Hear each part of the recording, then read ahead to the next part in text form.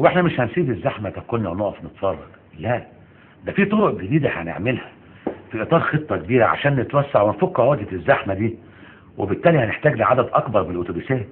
وبعد اذن معاليك سياده المحافظ، انا يهمني جدا ان انا اطمن على تعريفه الركوب. يا فندم بالنسبه للتعريفه احنا موافقين على التعريفه اللي حضراتكم هتحددوها.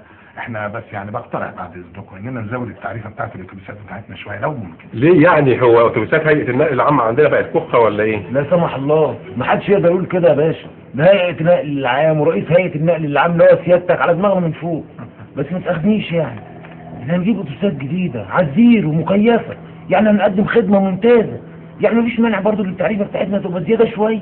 وبعدين يا فندم حتى التعريفه دي حضرتك اللي هتحددها، واحنا ان شاء الله موافقين عليها. اوكي، بس بشرط ان السواقين يكونوا عندي من الهيئه، وده طبعا بعد الساده المحافظين لما يدرسوا المشروع يوافقوا عليه. انا بالنسبه لي موافق وبشده جدا على المشروع ده، وشايف انه هيبقى اضافه وفرصه كبيره للدوله.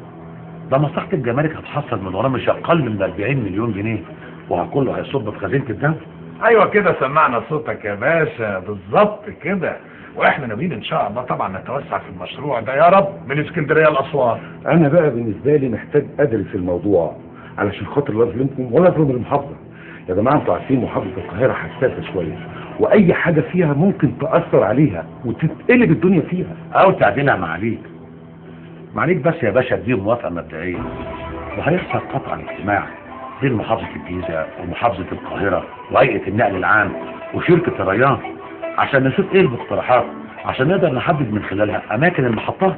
ونعمل محطات جديده ليه؟ ما عندنا المحطات بتاعت هيئه النقل العام ممكن نستخدمها. هنستعمل محطات النقل العام، بس كمان بعد اذن حضراتكم هننشئ محطات جديده علشان الخطوط بتاعت الاتوبيسات بتاعتنا الجديده، يعني يبقى من ده وده.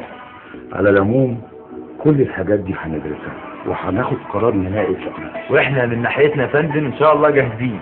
شركه مرسيدس والسفير الالماني عندهم استعداد يمضوا العقد في ايام. طب واحنا مش هنطلع المانيا عشان نعاين الاتوبيسات اللي هتمشي في شوارعنا؟ ولا راي سعادتك ايه يا سياده المحافظ؟